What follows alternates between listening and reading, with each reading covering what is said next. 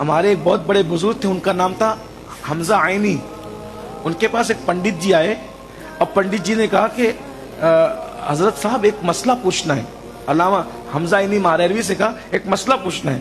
بولے آپ کے یہاں یہ عقیدہ ہے تقدیر کا کہ دانے دانے پہ لکھا ہے کھانے والے کا نام, تو یہ بتائیے کہ اس دانے پہ کس کا نام لکھا ہے.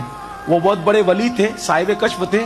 انہوں نے کہا پنڈت جی یہ جو چاول کے دانے ہیں نا, ان پر کاش گنج میں, ماریرا شریف کے قریب ایک چھوٹا سا گاؤں ہے, کاش گنج میں ایک پیپل کا درخت ہے, اس پر ہنس کا جوڑا رہتا ہے, یہ ان کے مقدر میں لکھا ہوا. پنڈت جی نے ایک مسلمان ولی کا مذاق اڑانے کے لیے ایک ہنسی لی اور اس کو ڈال لیا منہ میں. یہ سچا واقعہ ہے. آج کل پڑھے لکھے لڑکے ان سب چیزوں کا بھی مذاق اڑاتے ہیں, لیکن ہم لوگ روحانیت سے تعلق رکھتے ہیں, ہم اس پہ ایمان رکھتے ہیں, کیونکہ اللہ اپنے دوستوں کو بہت نوازتا ہے.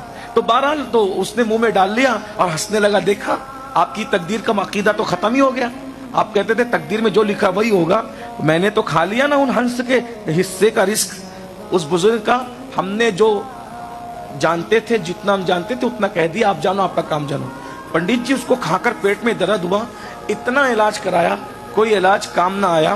آخرکار حکیموں نے کہا کاش گنج میں فلاں فلاں حکیم رہتا ہے, اس کے گھر لے جاؤ گے تو دوا دے گا تو اچھا ہو جائے گا.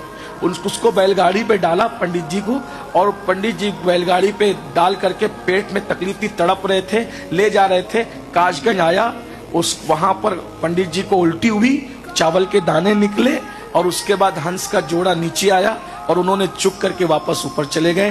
تب پنڈت کو پتا چلا کہ کسی کی تقدیر کا دانہ کوئی نہیں کھا سکتا, یہ اسلام کا عقیدہ ہے. وہ وہی کلمہ